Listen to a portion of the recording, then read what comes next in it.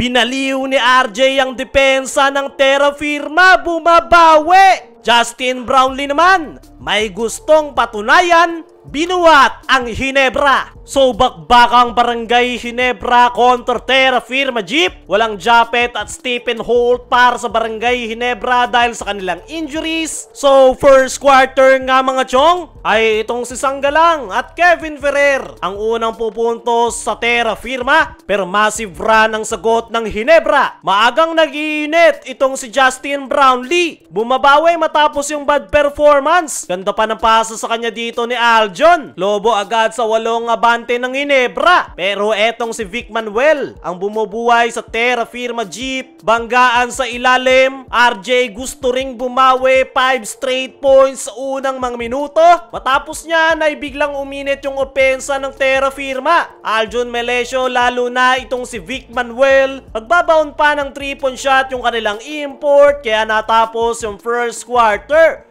26-20. 6-point lead para sa Barangay Ginebra. Pagpasok naman ng second quarter, mainit yung naging simula ng Terra Firma sa pangunguna nitong si Aljon Melesio. Tag-isa sila ni Aldrich Ramos sa 3-point area. Biglang baba sa 3 yung kalamangan ng Barangay Ginebra. Pero eto ngang si Justin Brownlee, tila may gustong patunayan, aggressive to the basket, ang ganda ng outside shooting ngayong araw. Maagang naka 25 points si Brownlee. Eto namang si Pringle, bakas ang lungkot sa kanyang muka, pero nagagawa niyang tulungan ng Terra Firma, 3-point shot, ganda pa ng assist sa import. Eto namang si RJ Abarrientos, init na performance ang pinapakita, shifty move, binaliw yung depensa ng Terra Firma. Kaya naman, natapos ang first half 52-43. Balik siya siyam ang abante ng Barangay Ginebra. Pagpasok ng third quarter ay mainit pa nga rin itong si Justin Brownlee. Aggressive to the basket. Para bang gustong sabihin ni Brownlee na hindi pa siya matanda at kayang-kaya niya pang sumabay. Biglang lobo sa 20 ang abante ng Barangay Ginebra. Matapos niyan, ito namang si RJ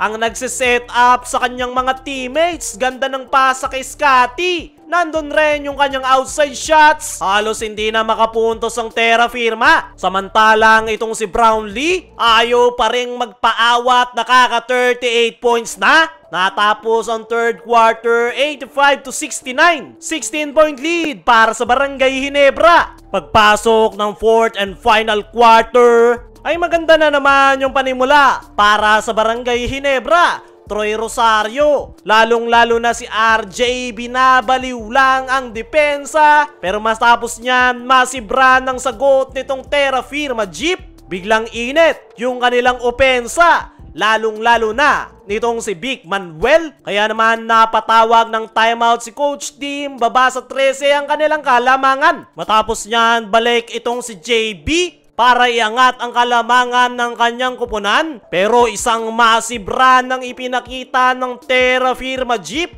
Pumupuntos na yung kanilang import, lalo na nitong si Vic Manuel, foul counted. Baba na lang sa 5 abante ng Barangay Ginebra. Bagyang kinabahan ng Ginebra pero nanatili nga silang compose at sila ang kukuha ng panalo.